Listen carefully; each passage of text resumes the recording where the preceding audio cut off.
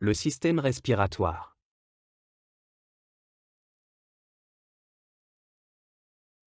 La respiration représente l'ensemble des mécanismes par lesquels les cellules procèdent à des échanges gazeux avec l'extérieur. Le système respiratoire apporte aux cellules l'O2 dont elles ont besoin et éliminer le CO2 qu'elles produisent. Le système respiratoire est composé d'un ensemble d'organes qui s'étendent des orifices du visage, bouche et nez, jusqu'aux alvéoles pulmonaires après des ramifications progressives.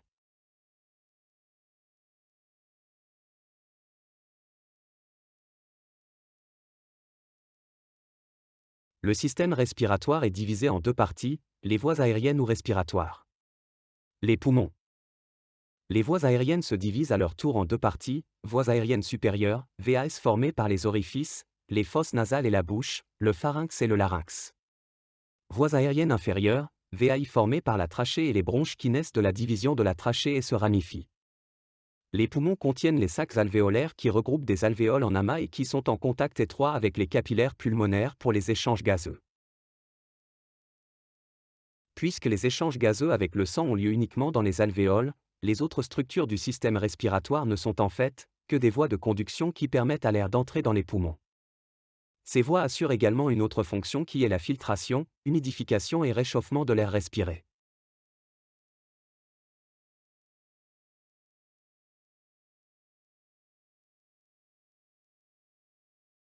Le NEZ, c'est la seule partie du système respiratoire qui est visible extérieurement. L'air pénètre par les narines séparées par le septum nasal. La muqueuse nasale repose sur un riche plexus de veines aux parois minces qui réchauffe l'air lors de son passage. 2. Le pharynx, c'est une structure musculaire en forme d'entonnoir d'une longueur de 13 cm appelée communément la gorge. Il est le passage que l'air et les aliments empruntent. Le pharynx comprend trois parties. Nasopharynx, en regard de l'orifice nasal. Oropharynx, en communication avec la cavité buccale. Hypopharynx, laryngopharynx se prolonge en avant par le larynx et en arrière par l'ésophage. 4. Le larynx, il guide le passage de l'air et l'alimentation dans leurs conduits appropriés et joue un rôle dans la phonation. Il est situé au-dessous du pharynx. C'est une ouverture formée par un ensemble de ligaments, cartilages, et par un anneau cartilagineux complet, os cricoïde. Parmi les cartilages du larynx existe un cartilage élastique en forme de cuillère appelé l'épiglotte. L'épiglotte dirige l'air vers le larynx et l'alimentation vers l'ésophage. Les aliments entrent par la bouche puis ont avec l'air un trajet commun, oropharynx et hypopharynx. Pendant la déglutition, l'épiglotte recouvre le larynx comme un clapet et dirige les aliments vers l'ésophage situé à l'arrière. Une partie de la muqueuse du larynx est formée d'une paire de plis, les cordes vocales ou plis vocaux qui vibrent et émettent des sons sous l'impulsion de l'air respiré. 5. La trachée, l'air qui passe par le larynx entre par la suite dans la trachée. Elle mesure entre 10 à 12 cm de longueur et descend jusqu'au 5e vertèbre thoracique au milieu du thorax. Elle est tapissée d'une muqueuse ciliée. Les cils de cette muqueuse propulsent continuellement le mucus chargé de poussière en direction opposée de l'air respiré vers le pharynx où il est avalé ou craché. Les parois de la trachée sont entourées d'anneaux de cartilage en forme de fer à cheval qui lui donnent une certaine rigidité. 5. Les bronches, la trachée se divise en deux bronches droite et gauche. Chacune chemine obliquement avant de s'enfoncer dans le hile d'un poumon. La bronche principale droite est plus large, plus courte et plus verticale que la gauche, par conséquent c'est là que se logent généralement les corps étrangers inspirés. Quand l'air atteint les bronches, il est réchauffé et débarrassé de la plupart des impuretés. Une fois les bronches entrent dans les hiles des poumons, ils commencent à se diviser en ramifications plus petites qui mènent directement vers les sacs alvéolaires. Les bronches principales se divisent en bronches secondaires puis tertiaires et deviennent finalement les plus petits conduits aériens, les bronchioles. L'ensemble constitue l'arbre bronchique. En fait, l'arbre bronchique comprend entre la trachée et les alvéoles 23 niveaux de ramification, la trachée niveau 0 et les alvéoles niveau 23, divisant l'arbre en deux zones. Zone de conduction, commence à partir de la trachée jusqu'à la 16e génération, bronchiole terminale. Dans cette zone il n'y a pas de communication avec les alvéoles donc pas d'échange gazeux. Zone respiratoire ou zone d'échange, commence à partir de la 17e génération jusqu'aux alvéoles. Cette zone est marquée par l'apparition progressive des alvéoles au fil des générations. C'est la zone des échanges gazeux entre les alvéoles et le sang.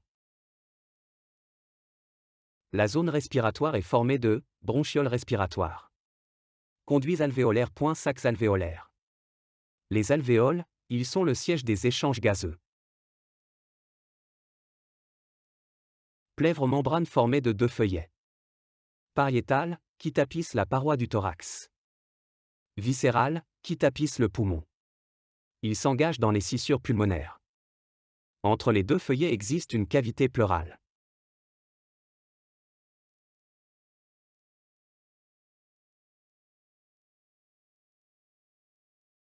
La principale fonction du système respiratoire est de fournir l'oxygène à l'organisme et de le débarrasser du gaz carbonique. 4 phénomènes qui forment la respiration doivent avoir lieu pour qu'elles s'accomplissent. 1. L'inspiration, c'est une phase active, réalisée à 70% par le diaphragme, l'air entre dans les poumons. Le diaphragme se contracte et bouge vers le bas. La cavité thoracique se rallonge et le thorax s'agrandit. 2. Respiration externe, des échanges gazeux, absorption d'oxygène et libération de gaz carbonique, entre les capillaires pulmonaires et les alvéoles pulmonaires doivent avoir lieu. 3. Transport des gaz respiratoires, l'oxygène entre dans les poumons et emprunte la circulation sanguine pour atteindre les cellules. Le gaz carbonique sort des cellules et tissus, emprunte la circulation sanguine pour atteindre les poumons et en sortir. 4. Respiration interne, des échanges gazeux entre le sang et les cellules des tissus doivent se produire dans les capillaires.